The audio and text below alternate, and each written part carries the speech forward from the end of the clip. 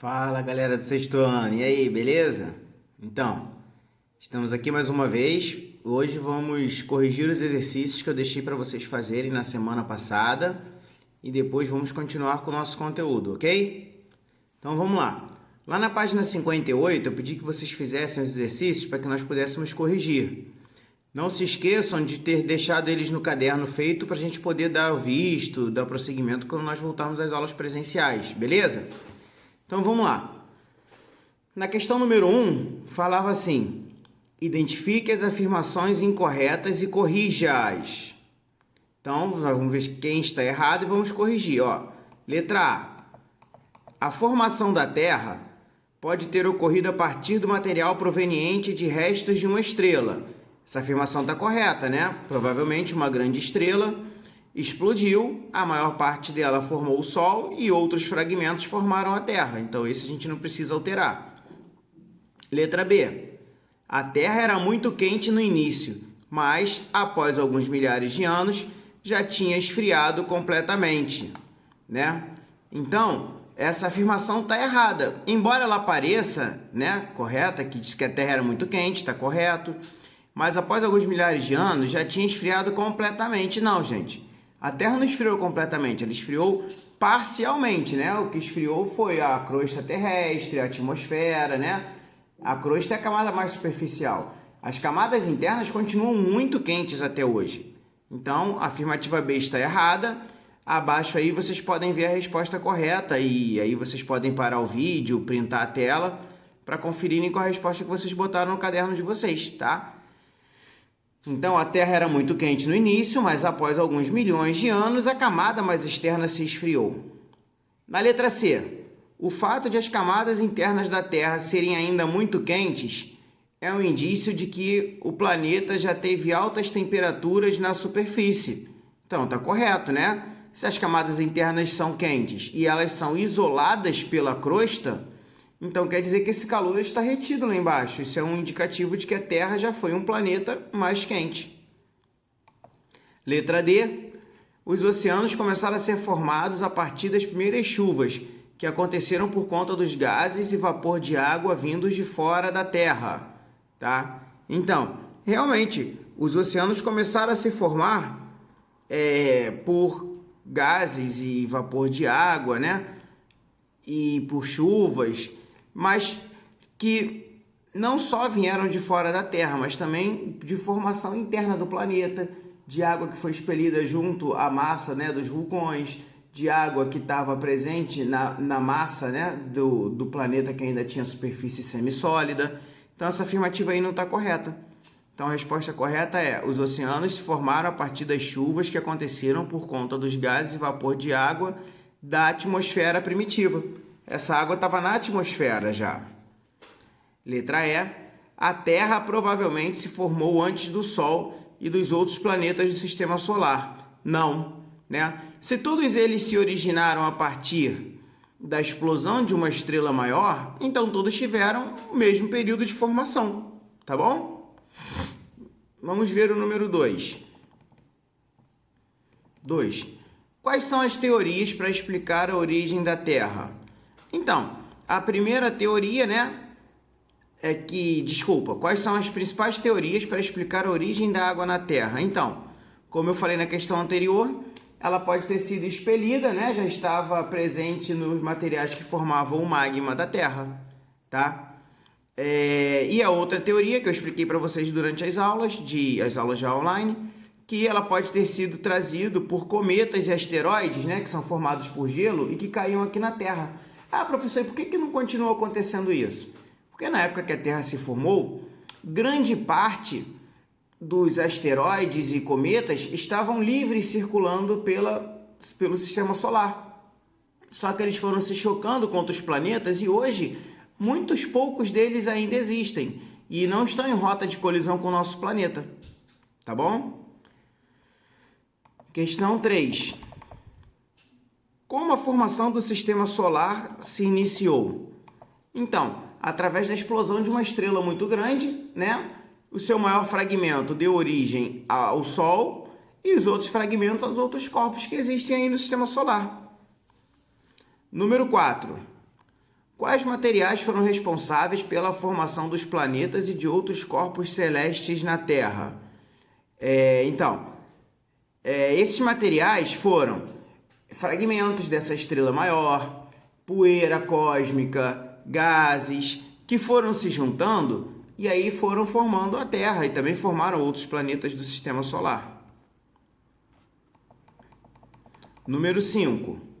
Explique por que algumas estrelas do hemisfério norte não são vistas por um observador do hemisfério sul e vice-versa. Então, gente, isso acontece porque a Terra é geóide, né? Se a Terra fosse plana, você veria as mesmas estrelas. Mas como a esfericidade, né? Como é o formato esférico da Terra, ele vai mudar o seu campo de visão. Se você está no hemisfério sul, você vê uma determinada parte do universo. Se você está no norte, você vê outra. Um exemplo é a constelação chamada Cruzeiro do Sul, que a gente consegue observar facilmente aqui em Araruama mesmo, nos dias que o céu não está encoberto. Se você olhar para o céu, você vai reparar 5 estrelas bem juntinhas, né? São chamadas Cruzeiro do Sul. Essa constelação, ela não tem como ser vista do hemisfério norte justamente por causa do formato da Terra. Então, se você atravessar a linha do Equador para o norte, você não consegue ver o Cruzeiro do Sul, você vai ver uma outra parte do universo, tá? Os navegantes antigos, eles usavam muito o Cruzeiro do Sul para se orientar, sempre no sentido sul. Eles usavam muito as estrelas como orientação, já que não tinham GPS, mapas precisos, né? Eles tinham, em algum momento já havia bússola, mas antes nem isso. Então, eles se guiavam muito, eram pelas estrelas mesmo, tá? Número 6 agora. Utilizando instrumentos simples, Eratóstenes realizou um experimento que forneceu dados que permitiam afirmar que a Terra não é plana.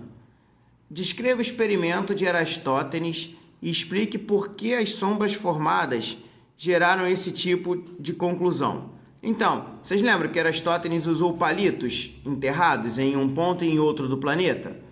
E aí, no mesmo dia e no mesmo horário, ele observava, pedia ajuda também, para observar esses palitos. Em um lugar não tinha sombra e no outro tinha sombra. Então, de acordo com o tamanho da sombra, ele conseguiu calcular a curvatura da Terra. Inclusive, ele conseguiu calcular o tamanho da Terra com um erro muito pequeno, uma margem de erro muito pequena, né? Um experimento bem simples. No local que você está perfeitamente alinhado com o Sol, e no local que você estava, né, não tão alinhado com o Sol. Ele viu a diferença de tamanho da sombra e aí, a partir daí, ele conseguiu calcular o tamanho da Terra e que a Terra era esférica, não era plana. E olha que nós estamos falando de anos antes de Cristo. Número 7. Na história da Terra, ocorreram diversas transformações, sendo que algumas delas ocorreram durante milhões de anos, até que ela chegasse ao estado atual. Você acha que o planeta continua se modificando ou está estável? Há alguma evidência disso? Então, gente, a Terra continua se modificando. Ela sempre vai se modificar porque ela é um planeta dinâmico. Ela tem ação de furacões, vulcões, maremotos, ação do mar, os fenômenos naturais aqui da Terra. Então, ela é sempre um planeta em modificação. A Terra não é um planeta estático, devido às condições, né, da hidrosfera, que é a parte de água, da litosfera, que é a parte sólida, da atmosfera. Então, a Terra é um planeta em constante mudança, tá? Há alguma evidência disso? Sim, né? Nós podemos falar, por exemplo, no aquecimento global, que é promovido pela ação do homem, né? O homem lançando muito combustível fóssil na atmosfera. Os resíduos dos combustíveis fósseis são os compostos de gás ou gás carbônico, principalmente, CO2, dióxido de carbono. E aí, isso está aquecendo o planeta, as geleiras estão derretendo, o nível dos oceanos estão subindo, o ciclo das chuvas está mudando. Então, estão havendo mudanças climáticas muito complexas aqui na Terra. E essas mudanças são resultado dessas mudanças que a Terra está sempre sofrendo, né? Por ação do homem ou não. Esse exemplo que eu dei foi um exemplo de ação do homem fazendo essa modificação. Número 8 lá. Imagine que Eratóstenes escolheu fazer seu experimento embaixo de uma árvore repleta de folhas e galhos. Nesse contexto, como seria a observação da sombra da vareta ao meio-dia? A árvore ajudou ou prejudicou a observação? Então, gente, primeiro, né, que a árvore ia atrapalhar, né, por causa da própria sombra da árvore e das folhas, tá? Então, isso ia dificultar bastante a conclusão de Eratóstenes. E ainda mais que se ele ficasse muito tempo embaixo da árvore, a sombra mudaria de posição. E na época dele, ele não sabia ainda, eles não tinham ideia de que a Terra se movia em torno do Sol. Eles imaginavam que o Sol se movia em torno da Terra. E a Terra era o centro do universo e do sistema solar. Então ia fazer uma confusão bem grande e ia atrapalhar muito o experimento dele se ele estivesse embaixo de uma árvore. Tá? Aí nós temos a resposta. Na número 9 agora, nós vamos ter uma chargezinha, um quadrinho, uma tirinha. Vamos lá. Observe a tirinha e depois responda as questões. Acho que o mundo é redondo. É mesmo. Daí eles estão olhando e falam, vou levar você a um oculista. O que aconteceu? Na segundo quadradinho, né? Na segunda tirinha aí, segundo quadradinho da tirinha, ele olha para a Terra, aonde nós nos movemos. Então ele imagina que a Terra é plana. A pergunta A diz assim: quais são as opiniões dos personagens da tirinha sobre o formato da Terra? Então, o personagem adulto, né, achou que a Terra é plana, porque ele olhou um vale, né, um lugar bem plano. E o menino acha que a Terra é redonda, então cada um tem uma opinião. Na letra B, se você fosse o garoto, quais argumentos usaria para convencer o outro personagem? Então, nós podemos usar, né, um exemplo, se você estiver na beira de uma praia e tiverem dois barcos de mesmo tamanho, um mais próximo à costa e o outro mais afastado, você vai ver o barco mais afastado menor. Mas por quê? É só uma questão da visão humana? Não, gente. Porque ele, é por causa da curvatura da Terra. Você já vai ver ele, né, sumindo por causa da curvatura do planeta. Você pode usar também o exemplo das estrelas, como eu falei. Algumas constelações a gente vê aqui no hemisfério sul, outras nós não podemos ver, tá? Então, você teria esses dois exemplos aí para convencê-lo de que a Terra não é plana. E número 10, para a gente terminar. A noção de extraterrestre se refere a algo que é de fora do planeta. É possível que algo que esteja no planeta tenha origem extraterrestre? Em caso de positivo, cite exemplos. Então, gente, nós estamos falando aqui em relação a coisas não vivas, tá? A gente não está falando em relação a seres vivos.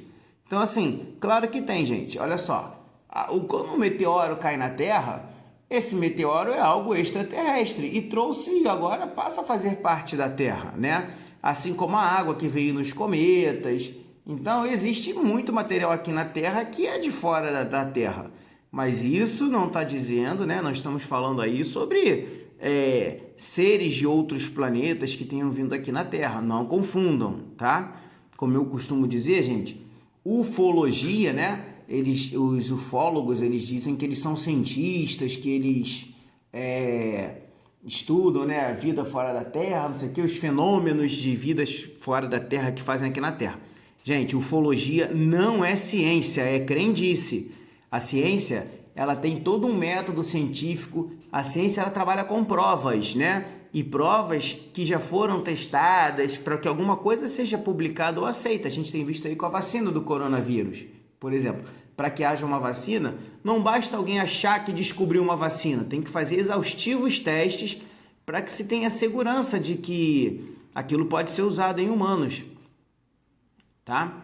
Então, ufologia não é ciência, ufologia é uma crença, eles não têm prova nenhuma do que eles falam. Eles acreditam que vida de outro planeta chega aqui na Terra, tá? Só para não ficar aquela pulguinha atrás da orelha de vocês, gente, tá? Pode ser que exista vida em outros lugares do universo? Pode, gente. Inclusive isso a NASA, né, as pesquisas procuram muito isso. Agora, professor, eles já vieram aqui? Não, gente. E também não vão vir. As distâncias espaciais são muito grandes, né? Nós estamos falando aí, por exemplo, de 70, 80 milhões de anos para você sair de uma galáxia para outra. Então, qualquer forma de vida inteligente não viria facilmente aqui para a Terra, né? Simplesmente para assustar as pessoas, piscar luzes no céu e ir embora. As distâncias impedem esse contato. Então, não quer dizer que não exista. mas com certeza, se existem, nunca vieram e nunca virão aqui, tá bom? Então, nós vamos dar continuidade aí com os textos complementares a seguir.